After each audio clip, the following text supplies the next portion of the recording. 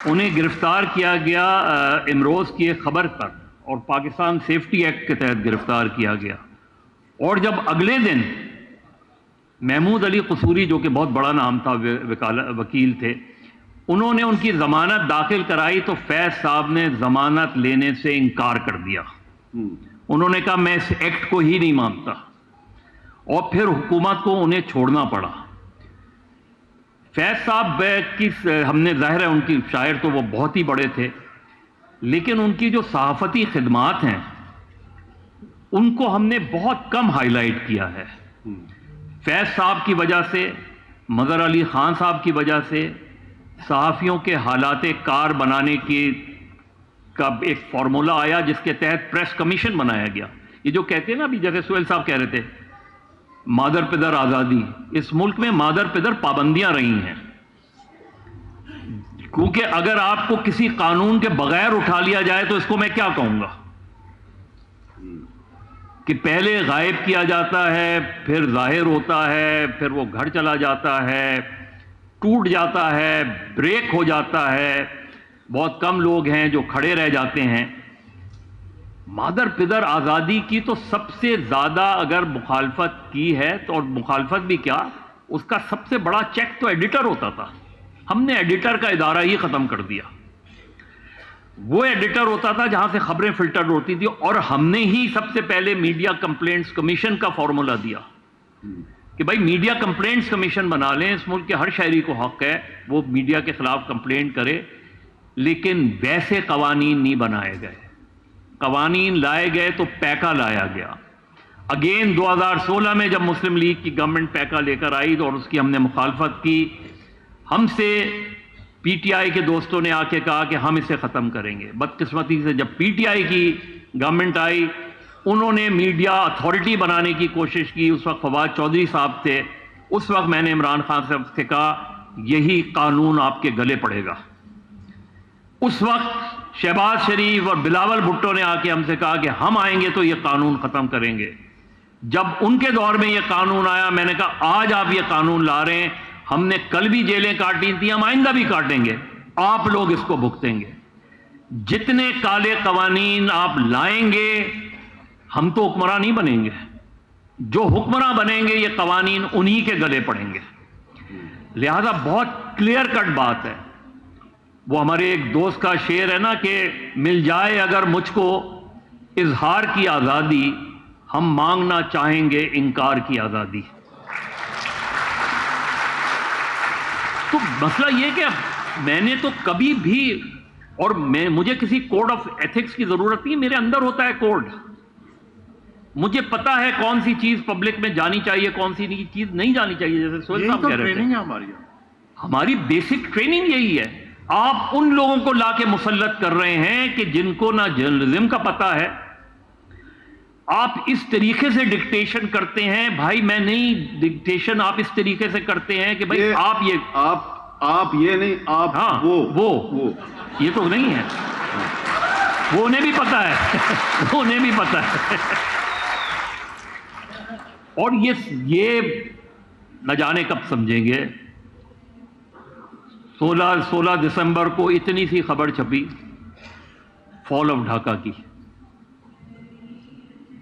Dawn کے front page پہ اتنی سی خبر چھپی، اور اس سے ایک دن پہلے کی ہیڈ لائن یہ تھی کہ جیسے ہماری بڑی فتوحات ہو رہی ہیں۔ ہم ہمیشہ لوگوں کو مس گائیڈ کرنے کی کوشش کرتے ہیں، ڈس انفارم کرنے کی کوشش کرتے ہیں، مس انفارم کرنے کی کوشش کرتے ہیں، اور ہمیں یہ کہا جاتا ہے جو کھڑے رہتے ہیں وہ کبھی آف ایئر ہو جاتے ہیں آپ کی طرح، کبھی ان کی طرح۔ میں تو کسی گنتی میں نہیں ہوں، میں تو سڑک کا آدمی ہوں۔ اچھا، ہم نے نا یہ فیض فیسٹیول کو آف ایئر نہیں کروانا، وہی ہے تو ٹھیک ہے نا۔ اور کیونکہ سامنے منیزہ ہاشمی صاحب بھی بیٹھی ہیں، اور شاید اسی لیے بیٹھی ہیں، تو سہیل بلائی صاحب راستہ بتائیں، ایسے ایسے ایسے یا بالکل سیدھا جا کے ٹکر مارنی ہے، کیا کرنا ہے؟ دیکھیں، راستہ بھی علم ہے اور راستہ موجود ہے۔ میں نے گزارش کی کہ جب 1973 میں پاکستان کا متفقہ آئین بن گیا تو یہ تمام فروعات جو ہیں وہ ان کی کوئی ضرورت نہیں ہے. صرف پاکستان کا وہ اصلی شکل میں 1973 کے آئین کی بحالی ہی اصلی پاکستان کی بحالی ہے. اور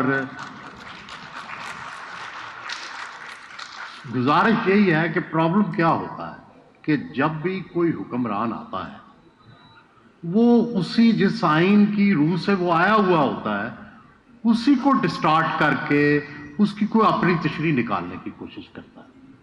اور یہی ہمارا المیہ ہے. کیا عمران خان کا دور، کیا نواز شریف کا دور، کیا پیپلز پارٹی کا دور، ہر ایک دور میں ایسی ایسی چیزیں پیش کرتے ہیں کہ جبکہ ان کا ہمیں پتہ ہوتا ہے کہ یہ نقطۂ نظر نہیں تھا پہلے، بعد میں وہ اپنا نقطۂ نظر بدل لیتے ہیں اور جو ہی اقتدار سے اترتے ہیں تو پھر نقطۂ نظر وہی ہو جاتا ہے جو ہمارے والا ہے.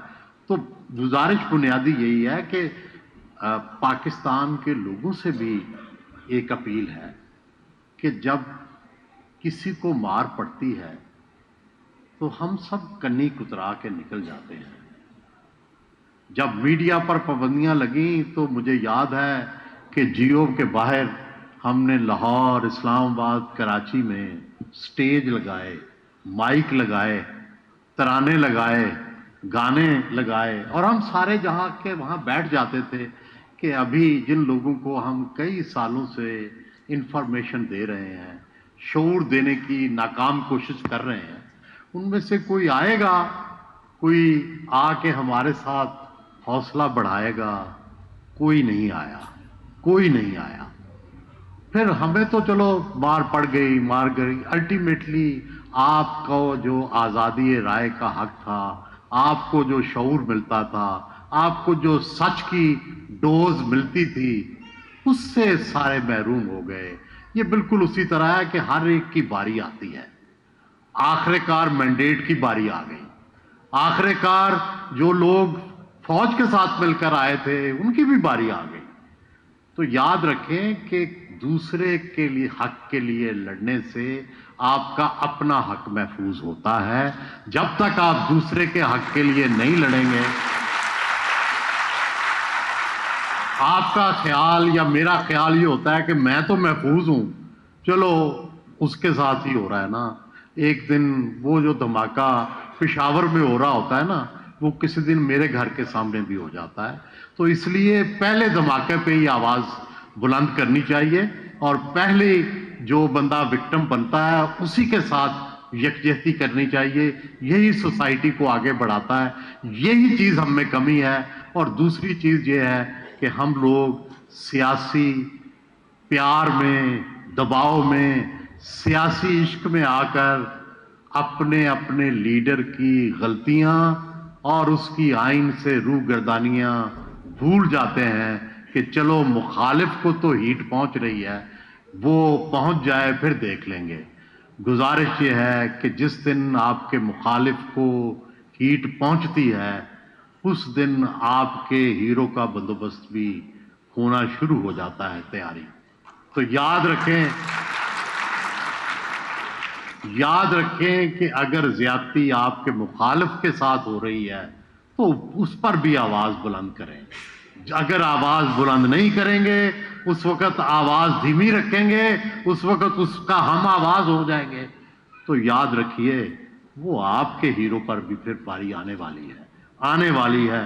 جس دن بے نظیر بھٹو کو لاہور کی ہائی کورٹ نے نااہل قرار دیا، اسی دن اتفاق سے نواز شریف بڑے تم طراق سے وزیر اعظم تھے، اس دن اتفاقاً میری ان سے ملاقات ہوئی. میں نے کہا اب آپ بھی اپنی پیکنگ کی تیاری کر لیں. ٹھیک ہے. تو گزارش یاد رکھیں کہ یہ جس طرف جو آج کل ہو رہا ہے اس کا کل جواب مل جائے گا، اور جو کل ہوتا رہا ہے اس کا آج جواب مل رہا ہے. تو اصل بات ہے اصولوں کی، اصل بات ہے آئین کی، اصل بات ہے اخلاقی اصولوں کی.